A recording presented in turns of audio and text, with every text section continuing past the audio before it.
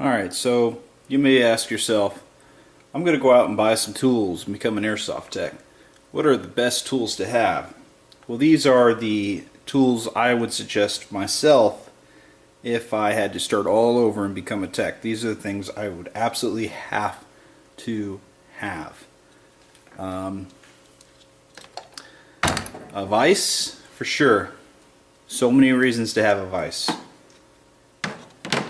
Soldering iron, a watt meter, safety glasses, of course. Not really a tool, but you gotta have that at some point. A caliper comes in handy quite often. Absolutely must have if you're going to call yourself a tech. A Dremel and a long flathead. Now the reason I'm going to say that, let me go over the tools a little bit here. This can help out with your shimming. Beveled pinion, best method hands down. It's with the flathead. There's no way to go wrong with a flathead. With the Dremel, you can open a hole, you can cut whatever you need, make your parts work together. You can switch to a drill bit on it, whatever. With the caliper, you can measure your parts, find the lengths, the widths, the just basically anything you need to, and cut it down to what you need. Or you can put these. Some of these tools can go together. I mean, this obviously can help in the shimming if you need it. I don't necessarily use that other than check the shims. This can help shimming, beveled pinion, checking your wattage, your amperage, your voltage. Solder, for soldering wires, of course, you must absolutely have this. Get away from Tamiya connectors, go to Dean's. And the vise, well, you can hold your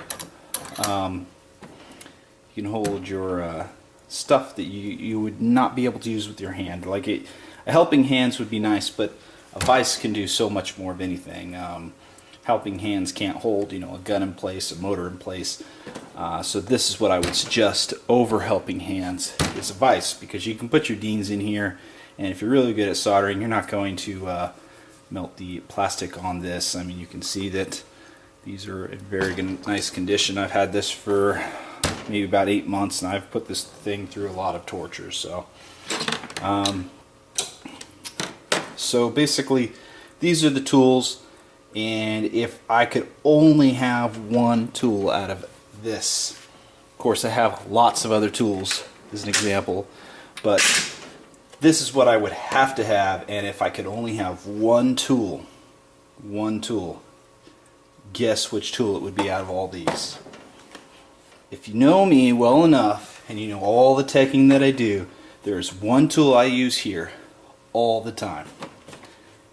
I'll give you some time to think about it.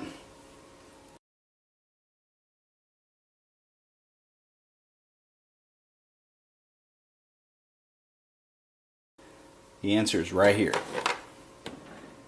If I had none of this, it's all gone. This is the tool I would want, because you can use this for so many things. Beveled pinion, checking your shimming, this is the tool I would want. You don't necessarily have to have a watt meter.